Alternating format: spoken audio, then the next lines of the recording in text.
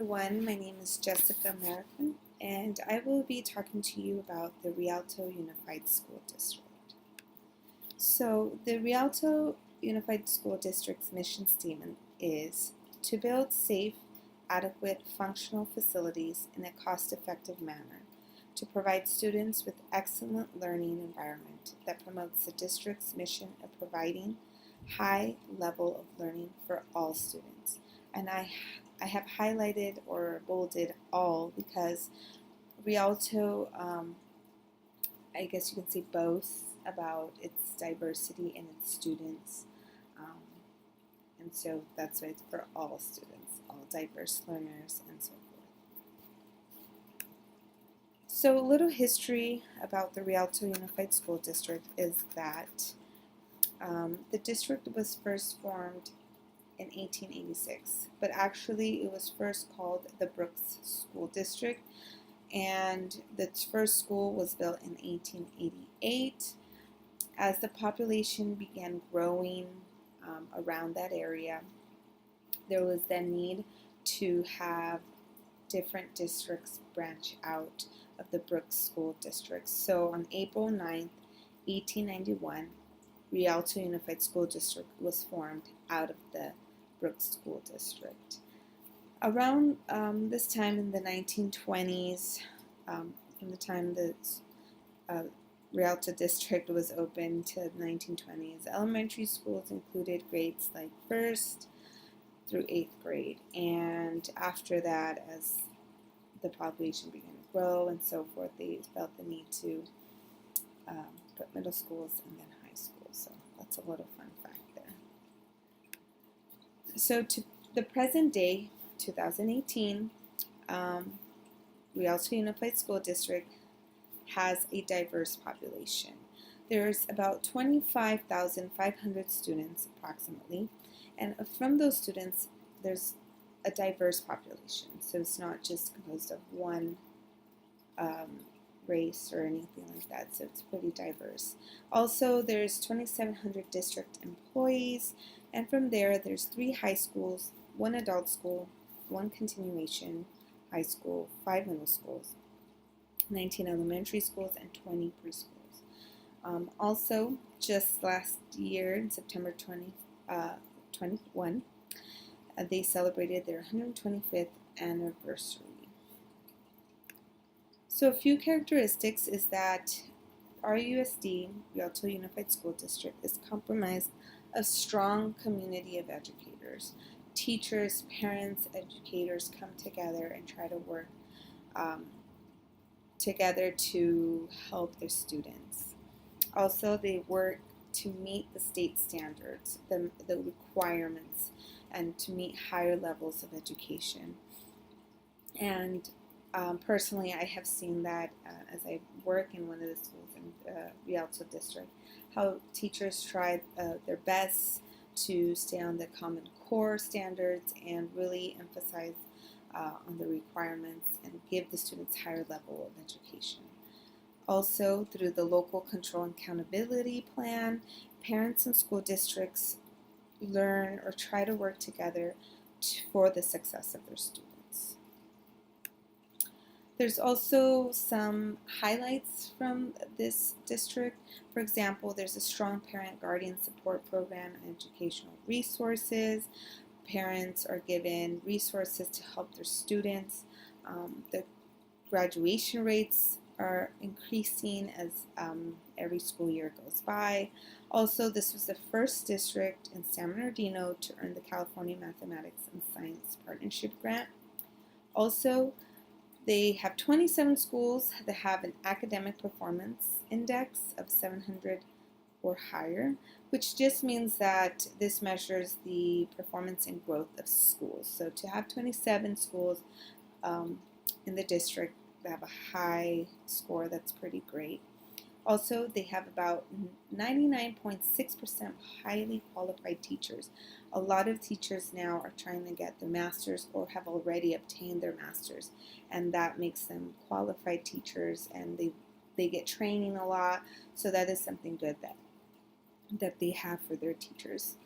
Also, districts This district prides itself on having the highest scoring band and choir competition, so meaning they have a good band and choir. So the demographics. So in total of students in this district, and this is from the 2017-2018 school year, there's 25,480 students. I have highlighted Hispanic or Latino, so you can see that a lot of the students in this district is composed of Hispanics, 84.2%, which is a significant amount of Hispanics in the district, followed by African American at 9.5% and Caucasians at 0.3%. So with that being said, you can still see that there is a diversity among the community and the district. The enrollment throughout a 5-year span has not changed much. If you look at 2013-2014, it was about a little over 25,000 students, and 2017-2018, you can see it kind of declined a little bit, getting closer to the 25,000 mark, but mainly you see about the same amount of students enrolled. Looking here, this is a table that shows the amount of English learners. So 2016 to 2017 was the highest amount of English learners with a little over 7,000, which hasn't really changed much because it's still in the 6,000, 7,000 range, which is a lot of students. And I would say that has to do with the high percentage of Hispanics or Latinos. Not that they're the only ones who are English learners, but that could be a factor. So what are some programs provided for English learners? One program that I saw on their website is called the REACH ELD program, which is a program teachers use in their classrooms to help aid students with vocabulary words and reading.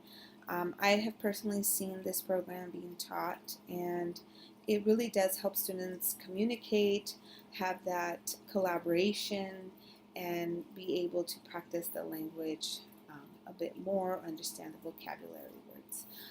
A website that the district provides for parents is it's called Colorín Colorado, which is a website that has resources and tips for parents to help their child at home. Because a lot of the times the parents their primary language is not English, so they need that support to know how to help their student or their child at home and with their homework or with their reading. So this provides some resources. Moving on to their Rialto Unified School District funds. This is not updated. This is from the 2016-2017 school year. You can see here the total government funds, which was $106,327,991, which is pretty good amount. In the beginning of the school year, they had $102,276,155. So towards the end of the school year 2017, this is the amount they got. So moving on to the LCAP key features. So the LCAP is basically Local Control Accountability Plan. So the plan that districts have for their students. One thing they have kept is to continue to provide instructional technology assistance. Also to continue to provide that Universal College Board testing for all 8th grade students. Also to implement new adaptive diagnostic and screening assessments, and to keep implementing dual immersion programs. I believe they have 4 schools that have the dual immersion program, and they're still continuing to promote literacy and STEAM initiatives, as well as continue to support PBIS. Some strengths that I saw as I researched was that they offer a free reduced lunch, which is a great thing to have because students can have something less to worry about. Most of the schools in this district are Title I schools, so family are low income. So that is something that the students can feel free not to worry about, knowing that they'll have lunch or breakfast. Also, some of the schools in the district is AVID schools, not all of them, but like a few of them. They also provide GATE programs, which I think is great because gifted students and need to be challenged as well. So they don't forget about the gifted students or the students who need that challenge as well. They try to provide programs for them. As mentioned before, they have the highly accredited teachers. They also provide guidance and counseling because they have implemented PBIS. I have seen that they have brought in behaviorist analysis um, into schools to help work one-on-one with the students who have a hard time focusing or behaving in class, and just give resources to teachers on how to help these students. Also, there has been a significant growth on reclassified English learners from 2016-17 school year to 2017-18 school year. There was about 500 students who were reclassified, so that's a good amount. Some weaknesses, even though I did mention that they do provide some resources, I just realized that they didn't really have a lot. It was minimal resources. I went on their website, the Rialto Unified School District website, and they didn't really have much for parents to really go to and learn, like resources, just that one colorín colorado. Sometimes they do have workshops, but it's not all the time. So I think they can provide more resources for parents. That'd be great. Also, I also did not see much resources provided for teachers to help with ELs. I don't know if every school is different and they provide different resources for each teacher, but based on their website, I didn't really see anything listed other than the REACH ELD. Also, I noticed that some of their school data is not currently updated, and I feel that it's very important to have that updated because if parents go and they want to know this or see the growth of the schools or the district, and they don't have it updated, then it'll be hard for them to know what's going on, what can we do to try to get that growth in their school or their students. So I think it's important to have that updated. But other than that, I think that this school district, the Rialto Unified School District, does the best they can to help their students reach that academic success with the resources that they do give. So this is Rialto Unified School District, and I hope you enjoyed, and thank you for watching.